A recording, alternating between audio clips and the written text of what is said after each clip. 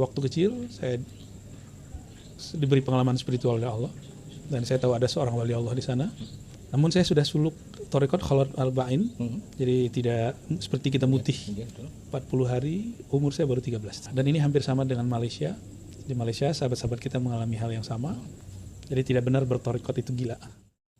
Alhamdulillah rabbil alamin wa sallallahu ala sayyidil wujud sayyidil saqalain sayyidina Muhammad wa ala alihi wa ashabihi wa li baitihi wa zurriyyatihi ajma'in.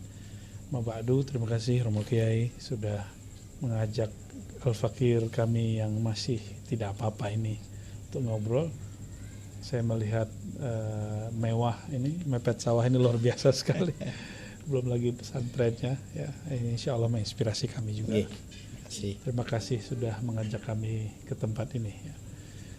Mengenai kami, saya tidak apa-apanya dibandingkan prestasi Pak Kiai ya. Tapi mengenai anugerah Allah, wallah yakhtassu bi rahmatihi may yasha. Pasti Allah mengikhtisaskan kepada siapapun hamba yang Dia kehendaki. Tentu betul tidak ujuk-ujuk. Saya masih ingat waktu kecil ayahanda saya seorang Khalifah Thariqat Naqsyabandiyah Khalidiyah ya. Di mana itu? Di Padang ya. Oh, di Padang. Tapi beliau juga PNS Pak Lurah. Iya. Beliau biasa bawa saya ke mursyid-mursyid, ke tokoh-tokoh alim ulama di sana. Tapi ada satu problem yang saya lihat yang membuat saya sedih. Kitab-kitab mereka dimakan rayap. Karena budaya orang Sumatera Barat, Minangkabau lebih khususnya, tidak seperti orang Jawa. Jadi kalau orang Jawa, anak atau keluarga kiai betul-betul dihormati. Kalau di sana jika si anak tidak mewarisi ilmu kiai, dia tidak akan dihormati. Oh, gitu. Harus ada syaratnya. Iya, dan ini hampir sama dengan Malaysia. Di Malaysia sahabat-sahabat kita mengalami hal yang sama. Jadi syekhnya meninggal, anaknya tidak mewarisi ilmu, maka pesantrennya hancur. Nah, kami juga begitu. Jadi setiap kali saya diajak ayahanda waktu masih SD dan awal masuk SMP, Sanawiyah, MTSN, saya menangis melihat kitab-kitab dimakan rayap. Tidak ada yang baca. Di usia berapa itu panjenengan? Umur 11, 12, 13 itu. Saya tidak masuk pesantren, masuknya MTSN. Enggak kesadaran bahwa ada kitab-kitab yang terbengkalai. Itu kalau umur 11 itu. 11. Umur 11. Karena waktu kecil saya diberi pengalaman spiritual oleh Allah. Dan saya tahu ada seorang wali Allah di sana, guru mursyid daripada ayahanda saya sendiri, namanya Syekh Maulana Muhammad Nuruddin dan Syekh Hasan Basri. Nah, yang pertama itu saya khidmat kepada beliau. Kami khidmat sampai beliau wafat. Lalu saya berguru ke sahabatnya Abuya Syekh Hasan Basri, mursyid, dan boleh kita sebut alim allamah karena dia sangat menguasai banyak bahasa Belanda, bahasa Arab, bahasa Jepang. Bahasa Arab sudah biasa, dan saya belajar hikam sedari kecil. Hikam, Ihya Ulumuddin. Kalau fikihnya dulu ke guru yang lain ya. Masih metode lama, jadi di surau. Bukan di pesantren ya. Karena sering diajak ke berbagai tempat, karena melihat hal yang serupa terjadi di syekh mursyid yang lain, maka saya berdoa, ya Allah, ya Rabb, alimni ilma kitabik. Kira-kira begitu kalau diterjemahin hari ini. Ya Allah, ajarkan aku ilmu tentang kitabmu. Bahasa Arabnya, mafhul makru'nya dan lain sebagainya. Sejak saat itu saya kemudian mencari guru untuk mengajarkan bahasa Arab. Itu di Sanawiyah? Iya, Sanawiyah. Yang tadinya benci belajar bahasa Arab jadi senang. Namun saya sudah suluk thariqat Khalat Al-Ba'in. Jadi tidak seperti kita mutih 40 hari, umur saya baru 13. Belum balik. Iya, ada Zawiyah Surau di sana, Surau Tarekat. Gabungan dua usaha ini, berguru secara zahir, riyadhah secara batin, saya merasakan ada lompatan kecerdasan spiritual. Jadi hafalannya cepat, cara memahaminya lebih cepat dari sebelum riyadhah. Jadi tidak benar bertorikot itu gila. Justru torikot itu membuat saya sangat cepat sekali berpikir. Gitu ya. Ya, Dan itu ada nasihat atau tuntunan dari orang tua atau muncul dengan sendirinya? Justru orang tua saya melarang untuk membaca buku berat-berat. Tapi anak kecil kalau dilarang malah mencoba. Ada satu buku tentang tarekat, satu lemari. Ketika beliau ke kerja, saya buka. Padahal bukunya dilarang. Itu umur 14 ya, setelah suluk. Sekian buku yang pada usia 14 tahun itu sangat menginspirasi. Salah satunya untuk Hikam, lalu buku risalah-risalah Thariqah Naqsabandiyah. Hikam sudah dibaca di usia 14 dulu tahun. Kan masih ada terjemahannya, ada yang Arabnya. Dan juga ada kitab At-Thariqah Al-Muhammadiyah karya Imam Al-Barkawi. Itu juga sangat membentuk diri saya. Setelah dari sanawiyah? Barulah masuk MAK. Kalau dulu ada program namanya MAPK. Munawir Sazali kalau nggak salah. Iya, tapi saya lebih sering ngajinya jadi bolos ke surau. Jadi kalau hari kosong saya pergi ke surau, atau gurunya telat saya pergi ke surau. Di Padang masih banyak ya para dulu masih ada sekarang yang mengajar di surau. lama. Iya. Saya sekarang kayaknya sudah mulai krisis lagi. Begitu ya. Jadi kami produk surau tradisional, baik secara intelektual ataupun spiritual. Baru setelah itu saya kuliah, berguru kepada orang Arab, Suria, Yaman, dan kiai dari Jawa Tengah yang menjadi guru besar kita di sana, Imam Besar Istiqlal, dan guru besar di IKI, Kiai Ali Mustafa Yakub, Romo Kiai Ali Mustafa Yakub. Ya. Iya, ahli hadis. Kalau nggak salah beliau kiri Tebuireng ya. Betul. Ya, beliau 9 tahun di NU, lalu 9 tahun di Saudi, jadi bisa mix antara Syafi'i dan Hanbali. Dan ingin mencari titik temu antara NU dan Wahabi. Meskipun tidak semua orang senang dengan pemikiran itu. Ya.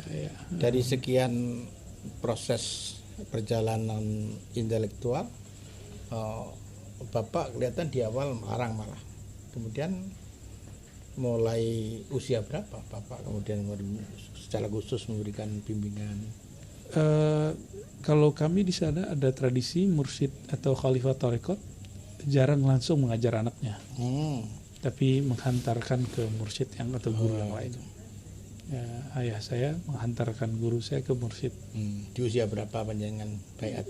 Umur 11 saya ambil tarekat Samaniyah Qadiriyah, lalu umur 13 Naqsyabandi, Khalidi, juga beberapa tarekat lain, Syatari. Lalu setelah kuliah baru ambil Syazili, ada juga Khidiriyah.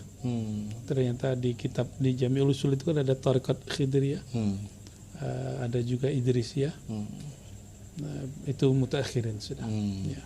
Tapi sedari kecil yang membentuk turas Imam Syazili, lalu riyadhahnya Riyadhah Naqsyabandi dan Samaniyah. Saya beberapa kali menyaksikan video panjenengan dan ketika memberikan argumen-argumen kepada para mustami'in, itu saya lihat argumennya kecuali argumen intelektual berdasarkan literatur yang cukup, juga argumen-argumen spiritual. Bagaimana itu kok bisa seruntut itu sehingga setiap kali orang ingin mencoba membantah itu kelihatannya ada kesulitan. Ya, wa amma bi ni'mati rabbika fahaddits, ya. Nikmat Allah itu harusnya maf'ul tapi Allah dahulukan. Kan hadis nikmat rabbik sekarang dimajukan. Adapun nikmat Rabbmu maka ceritakan. Artinya inilah yang menjadi prinsip dasar Imam Sya'rani menulis Al-Minan berjilid-jilid ya. Ada Minan Sughra, Kubra ya, dan sebagainya. Ini juga yang membuat kami kemudian terinspirasi untuk mengumpulkan hujah-hujah bertasawuf, berahlu sunnah. Berahlu sunnah sudah banyak kiainya. Buya, kiai, tengku, tuan guru itu sudah banyak. Menjelaskan tentang akidah Asy'ari sudah banyak. Fikih Syafi'i sudah ada Bahsul Masail. Tapi untuk bertasawuf itu bahkan orang-orang ahli fikih Sunni yang aswaja pun kadang-kadang masih awam. Maka karena saya dari kecil dididik dengan tasawuf, maka niat belajar hadis. Jadi kami langsung belajar hadis dengan Kiai Ali Mustafa Yaqub, Kutubus Sittah, Bukhari, Muslim, Abu Daud, Tirmizi sampai akhir. Khatam alhamdulillah, dan niat saya cuma satu, untuk memperkuat istidlal langsung kepada Quran dan Sunnah untuk mencari kebenaran, bukan mencari pembenaran terhadap amalan-amalan spiritual.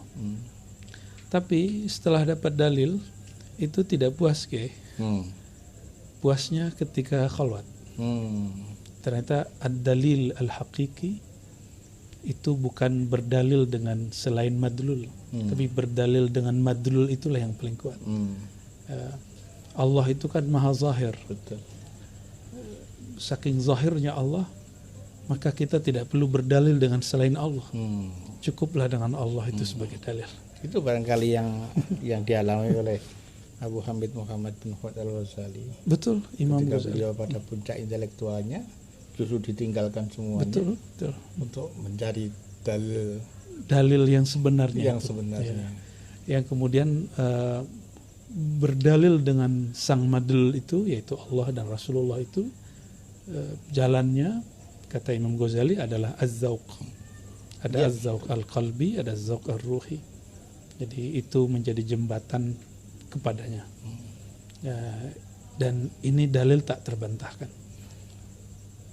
Dari pengalaman yang panjenengan lalu sekian puluh tahun lalu mendalami bidang-bidang seperti itu, kira-kira impiannya ke depan kaitannya dengan pendidikan yang kita selenggarakan kira-kira seperti apa ya?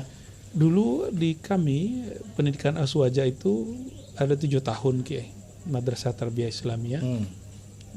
Namun karena penjajahan Jepang itu ada kurikulum yang hilang. Jadi setelah 7 tahun mereka suluk 10 hari atau 40 hari. Thariqat Naqsyabandika, Syatarika atau Samaniyah. Jadi ada bimbingan sebelum mereka turun ke masyarakat, mereka dibimbing thariqah.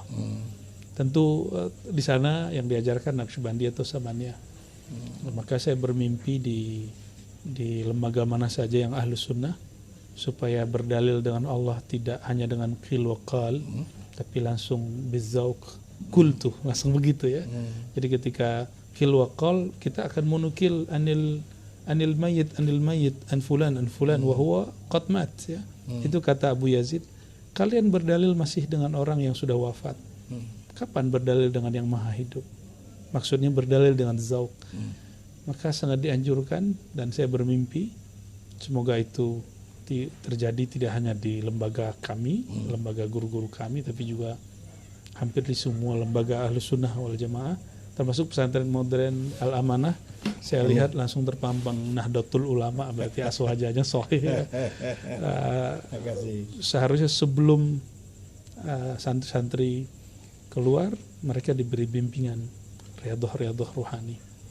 Ya, bahkan jika ada yang berbakat, mereka dikirim langsung ke pusat tarekat supaya menjadi mursyid kah, menjadi apa ya. Bagi guru saya boleh berniat menjadi mursyid dengan syarat ad-da'i ilallah, bukan ad-da'i ila nafsihi. Gitu. Para santri, wali santri, pemirsa juga subscriber, pasti kita akan nggak habis semalam kalau berbicara panjang lebar dengan beliau. Tapi dari perbincangan yang tidak berapa lama, kita bisa mengambil gambar besar dari perjalanan beliau. Yang pertama, mungkin ayahandanya yang mursyid thariqah, kemudian DNA itu tanpa disadari masuk pada diri beliau, sehingga banyak orang punya ketertarikan pada dunia tasawuf setelah di atas usia 40 lah. Iya. Dan saya baiat setelah usia 50. Nah, beliau tertarik dengan dunia tasawuf di usia 11 tahun. Alhamdulillah. Buku-buku, kitab-kitab seperti Hikam Syekh Athaillah Sakandari, Ihya Ulumuddin, Abu Hamid Muhammad bin Muhammad Al-Ghazali At-Tusi, beliau baca di usia-usia seperti itu. Bahkan baiat thariqah juga di usia sekitar itu. Itu tentu maziyah yang lain dari beliau. Kemudian yang kedua, kebetulan beliau juga mendapat guru-guru yang sangat luar biasa, dan ini pelajaran untuk kita. Kita tidak boleh atas nama apapun kemudian belajar sendiri. Apalagi hal-hal yang berkaitan dengan dunia ruhani. Wajib berguru. Wajib hukumnya untuk mendapatkan bimbingan. Betul. Dan beliau kebetulan mendapatkan bimbingan dari ulama yang sangat rigid dalam syariat. Kiai Mustafa Yaakob adalah orang yang sangat rigid dalam hal syariat. Sebelum beliau mendapatkan pendidikan dari para mursyid thariqah, bukan hanya di Indonesia dan di dunia. Nah, ini adalah karunia yang Allah berikan kepada beliau, yang tentu tidak semua orang diberikan yang sama. Tapi kita beruntung sempat mendengar bagaimana beliau bercerita, dan kita bisa mengambil pelajaran yang luar biasa. Ini pertanyaan terakhir, Buya. Kira-kira apa ya para santri ini yang perlu kita tambahkan, kecuali tadi seharusnya bimbingan spiritual, apa ya, mata pelajaran apa, kitab apa, atau amaliyah apa yang perlu kita tambahkan kepada para santri ini agar ya mengikuti jejak panjenengan lah. Atau mungkin bisa berkembang intelektualnya dan spiritualnya seimbang. Ya, karena di Jam'iyah NU itu sudah ada Bahsul Masail, pesantren Salafiyah sudah ada Bahsul Masail. Tentu di sini harus ada yang berbeda gitu. Kalau Bahsul Masailnya tentang fiqhiyah, ada kalamiyah, mungkin di sini ada Bahsul Masail yang lain. Karena saya juga basic ada di Usuluddin. Jadi S1 itu dulu belum dipisah antara akidah, filsafat, dan tasawuf. Jadi 3 disiplin ilmu ini kami sukai. Dahulu semua filsuf itu mereka mengerti banyak hal-hal yang kita sebut sekarang pengetahuan eksak umum. Barangkali Pak Kiai bikin pesantren seperti ini ada inspirasi dari situ, ya. Seperti misalnya Ibnul Haythami, beliau menemukan yang sekarang menjadi kamera itu. Beliau seorang ahli usuluddin, tapi juga seorang ahli kimia, ahli fisika, ahli optik. Yang belum ada itu adalah sekarang mengeksplorasi kitab-kitab tersebut.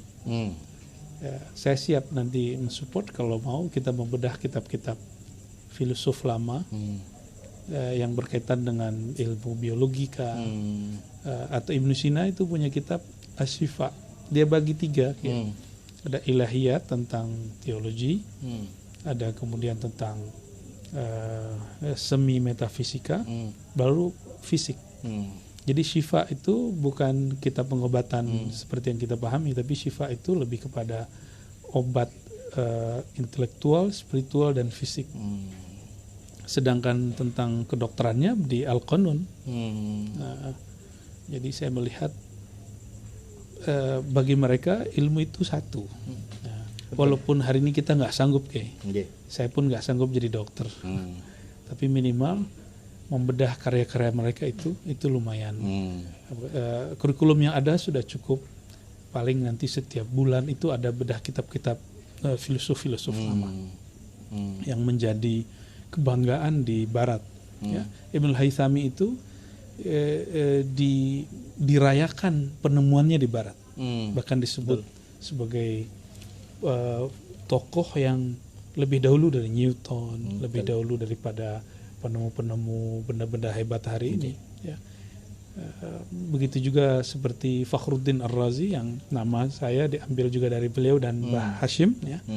Fakhruddin Ar-Razi itu juga seorang tabib, seorang dokter, tapi dia mufassir.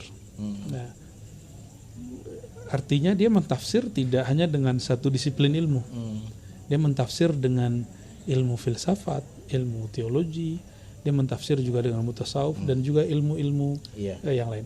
Dulu kedokteran tentang biologi itu masuk ke bab falsafah. Walaupun kemudian mereka sudah talak 3. Jadi filsafat sudah jadi tukang ngoceh aja, tukang mikir tapi tidak menemukan penemuan baru. Mereka justru yang menemukan yang baru. Barangkali kita akan semangat, santri-santri itu akan semangat jika membedah itu. Saya rasa sudah banyak yang mencoba menyadari itu. Gitu ya. Okay. Bapak Ibu masih sugeng? Ayah masih hidup, ibu yang sudah berpulang. Gitu. Ayah masih memimpin Thariqah di? Beliau masih. Tapi beliau biasanya maunya ditemani. Kalau guru-guru yang masih sugeng? Ada beberapa yang sudah wafat, terutama yang saya khidmat dulu dan mursyid Samaniyah. Beberapa yang Naqsyabandiyah rata-rata masih hidup. Di Jawa mungkin ada salah di Jawa guru. Ada mursyid saya TKN Kiai Ahmad Halwani. Jawa Tengah ya. Jawa Tengah. Juga ada yang mastur, ada yang aneh-aneh, ada juga. Bagi saya siapapun dapat jadi guru. Bahkan pohon, hewan, tumbuhan itu bagi saya jadi guru. Apalagi orang-orang yang unik-unik. Ada yang majzub, ada yang malamatia. Tapi untuk agar santri-santri aman, sebaiknya berguru kepada ahli syariah, ahli thariqah saja. Jangan berguru kepada yang khawatirnya dia menjadi syak dan ingkar. Para santri, wali santri, pemirsa, subscriber, demikian perbincangan kita dengan beliau. Kita sangat berbahagia mendapatkan ilmu yang luar biasa. Tapi kecuali mendapatkan ilmu, tentu kita berharap dengan sangat sungguh-sungguh beliau berkenan meninggalkan jejak digital doanya. Meninggalkan jejak digital doanya. Saya yang butuh doa ya. Agar kita semua. Kalau saya itu Buya di sini bukan fa'il. Saya itu syahid. Masya Allah. Jadi saya tidak melakukan apa-apa, mulai dulu ya sama aja. Cuma saya menyaksikan bagaimana Tuhan melakukan sesuatu. Masya Allah. Itu syazili sekali. Jadi sejak dulu ya apa yang saya lakukan tidak berubah.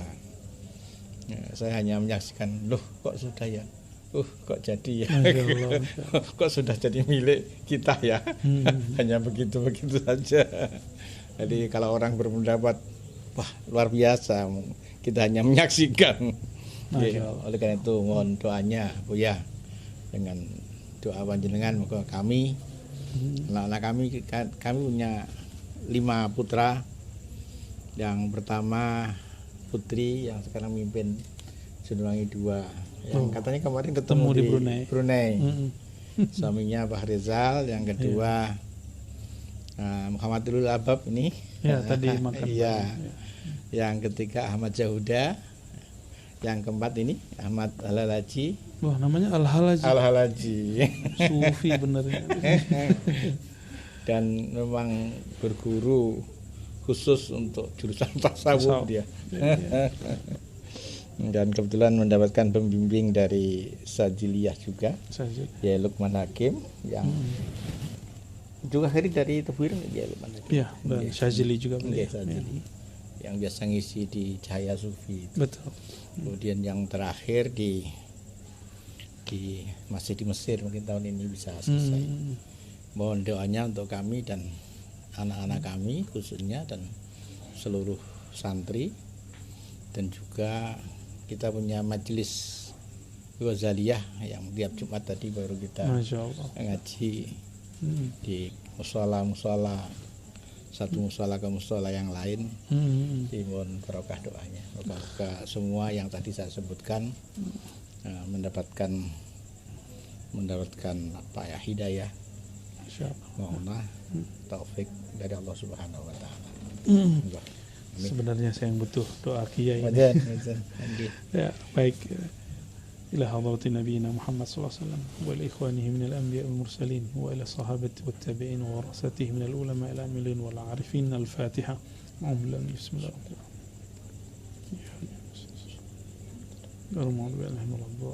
Allahumma rahmanir rahim ya karim ya azim ya azim ya fattah ya fattah bi barakatil Fatiha wa bi jahi sayyidina al-Fatih فافتح قلوبنا يا ربنا. اللهم صل على سيدنا محمد الفاتح لما والخاتم ناصر حاكم الحق والهادي الى صراط المستقيم وعلى اله حق المقدار العظيم. اللهم صل على سيدنا محمد النور الذاتي والسر الساري في جميع الاسماء والصفات وعلى اله وصحبه اجمعين. اللهم اخرجنا من ظلمات الوهم والجهل الى المعرفه والعلم.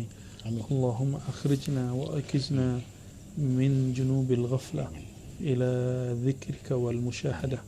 اللهم نور قلوبنا بنور معرفتك، اللهم ارزقنا مشاهدتك حق المشاهدة برحمتك يا أرحم الراحمين. اللهم وفقنا وأهلنا وذريتنا والمريدين إلى طاعتك إلى معرفتك يا الله يا أرحم الراحمين.